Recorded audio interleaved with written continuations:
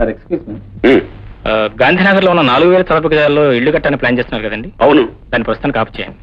ఎందుకని? ఆ స్థలంలో 500 గజాలకి ఒక ఇల్లు చొప్పున 8 ఇల్లు కడదాం అనుకుంటున్నాను. 8 ఇల్లు కడతారు. అదే స్థలంలో నేను 40 ఇల్లు కట్టాను. ఎలా కడతావయ్యా? మరి అగ్గిపెట్టలా చిన్న చిన్న అయిపోవు. అవే ఇల్లు పక్కన ఇల్లు కాదండి. చూడండి, ఇల్లు పైన ఇల్లు, ఇల్లు పైన ఇల్లు, ఇల్లు పైన ఇల్లు, ఇల్లు పైన ఇల్లు, మొత్తం 5 స్టోరీస్ అండి. ఇదేం పద్ధతి అయ్యా? దీన్ని ఫ్లాట్ సిస్టమ్ అంటారండి. ప్రస్తుతం ఇది ఢిల్లీ, బాంబే, కలకత్తా, మద్రాసులో చాలా పాపులర్గా ఉంది. రేపు మన టౌన్ కూడా వస్తుంది. మనం ఫస్ట్ అవుతాను. పోతే మీ ప్లాన్ ప్రకారం ఒక్క ఇంటికి ఎంత ఖర్చు అవుతుందండి? ఇంటికి కట్టడానికి 2 లక్షలు, స్థలానికి 1 లక్ష చొప్పున 3 లక్షలు అవుతుంది. అంటే 24 లక్షలు అవుతుంది. 24 లక్షలు. ఎంత కమ్మగలరండి? ఒక్కొక్క ఇల్లు 4 లక్షల చొప్పున 8 ఇంటికి 8 4 32 లక్షలు అవుతుంది. అంటే 8 లక్షలు లాభం. ఈ సంగతి ఎవరితో చెప్పలేదు. ఎవరితో చెప్పలేదు. నా ప్లాన్ ప్రకారం అండి, మనం ఒక్కో ఫ్లాట్ ఈజీగా 2 లక్షలు కమ్మగలం. 40 ఫ్లాట్లని 40 80 లక్షలు అండి. మనకు మహా అయితే 40 లక్షలు అవుతుందండి. 40 లక్షల లాభం అండి. 40 లక్షల లాభం. కానీ ఇంటికి సెపరేట్ గా లేకపోతే కొంటారంట. లేటెస్ట్ స్టైల్ ఆఫ్ లివింగ్ అండి, వెరీ పాపులర్. మీకెందుకు రేపు సండే నేను అడ్వర్టైజ్మెంట్ ఇస్తాను. ఎన్ని అప్లికేషన్స్ వస్తాయి చూడండి. ఇదిగో అప్లికేషన్స్ కానీ రాకపోతే అడ్వర్టైజ్మెంట్ ఖర్చు నీ జీతంలో కట్ చేస్తాను. ఓకే సార్, అసలు ఈ నెల జీతం నాకు ఎక్కర్లేదు. అప్పుడు అమ్మాయి దగ్గర తీసుకున్నావా? లేదండి. అంతే కదా?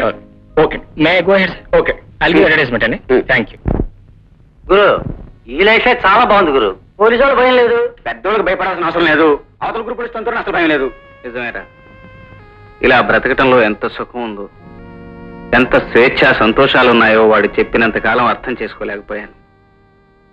నువ్వు మారాలిరా, మారాలి అనేవాడు. ఇప్పుడు నేను ఇలా మారానని తెలిస్తే, నన్ను ఇలా చూస్తే వాడెంత సంతోషిస్తాడు. ఇంతకీ కృష్ణ ఎక్కడున్నాడు గురు? అది తెలిస్తే నేనే వెళ్ళేవాడిని కదరా. ఒకవేళ సిగ్గుపడుతున్నారే వదినా? సిగ్గు అతనికి ఏమిటి? సిగ్గు నీకుండాలి. లేదులే, నాకంటే ఆయనకే కొంచెం ఎక్కువ సిగ్గు. చూడు, నువ్వెక్కడున్నా నిన్ను వెతుక్కుంటూ వాసంతి, నా చామంతి, నా పూబంటి. అవన్నీ సినిమాల్లో వదినా. నేను చెప్పినట్టు విను. అయితే నాకు పెళ్ళి అయినట్టే. సారీ, నీ చెల్లెలు నేను చేసుకోను. ఎందుక? ఆ రోజు నేను అన్నం తెచ్చి పెడితే ఎందుకు లేచిపోయావు? ఆ రోజు క్యారియర్ తెస్తే ఎందుకు అడిగి వెళ్ళిపోయావు? నేను ఆ రోజు నీకు ఉద్యోగం సంపాదించి పెడితే నన్ను అవమానించి ఎందుకు వెళ్ళిపోయావు? చెప్పరా? ఎందుకు? అది ఎందుకు? అందుకే ఇప్పుడు నేను వెళ్ళిపోతున్నాను. అర్జున్, అంటే నా మీద ప్రతీకారం తెచ్చుకోవడానికి వెళ్ళిపోతున్నావా? అఫ్కోర్స్, అది కూడా కావచ్చు. ప్రతి క్షణం నేను చేసింది తప్పు అన్నావు. నన్ను హీనంగా, నీచంగా చూసావు. ఇప్పుడు నువ్వు చేసిన తన వరకు రానంత వరకు ప్రతి వాడు శ్రీరామచంద్రుడే బ్రదర్. నాకు మొట్టమొదటి నుంచి తెలుసు. You are a big escapist. అవసరానికి నీ ఇష్టం వచ్చినప్పుడు నువ్వు దారి మార్చుకుంటావు. అర్జున్, ఆ రోజు నీకు ఉద్యోగంలో చేరాలనుంది. నేను తీసుకొచ్చిన ఉద్యోగం మీద నీకు మోజుంది. కానీ వీడు తీసుకొచ్చిన ఉద్యోగంలో చేరటం ఏమిటన్న అహం. ఆ అహంతో నేను ఉద్యోగంలోకి చేరలేదు. నన్ను అవమానించడానికి నేను ఉద్యోగంలోకి చేరలేదు. నీకంటూ ఓ దారి లేదు, నీకంటూ ఓ నీతి లేదు, నీకంటూ ఓ ధర్మం లేదు. నీకున్నదల్లా ఒక్కటి, ప్రతి వాడు నీ మాట వినాలని, నువ్వే నీతికి ధర్మానికి ప్రతీక అనిపించుకోవాలని. Very good. నీ నిజ స్వరూపం ఏమిటో నాకు ఇప్పుడు అర్థమైంది. ఈవేళ నీ అవసరానికి నువ్వు దారి మార్చుకున్న వాడివి రేపు ఇంకేమైనా చేయగలవు. నమ్మిన స్నేహితుడిని అవమానించటమే నీ స్నేహధర్మం అయితే నీకు నీ స్నేహానికి గుడ్ బై. సమయానుకూలంగా దారులు మార్చుకోవడమే నీ ఆదర్శం అయితే నీకు నీ ఆదర్శానికి గుడ్ బై. నువ్వు నమ్మిందే ప్రపంచం అనుకుంటే నీకు నీ ప్రపంచానికి గుడ్ బై. Good bye. అయ్యో,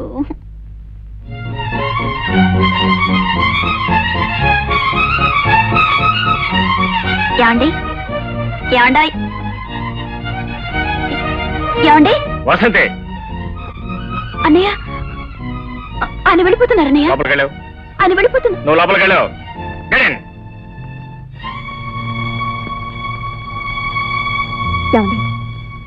ఏం మాట్లాడదు. అది కదండి. ఏమండి, భోజనానికి రండి. ఏమిటండి మీలో మీరే బాధపడతారు ఎందుకు? అసలు ఏం జరిగిందండి? వాడిని నేను అవమానించారట. ఏ విధంగా అవమానించాను? నీ మార్గమే గొప్పదిరా, నీ మార్గంలో నేను నడవాల్సి వచ్చిందిరా అన్నాను. అది అవమానించడం, అభినందించడం? లేదులేండి, బహుశా మిమ్మల్ని ఈ పొజిషన్లో చూసి ఈర్ష్యపడి ఉండొచ్చు. జ్యోతి!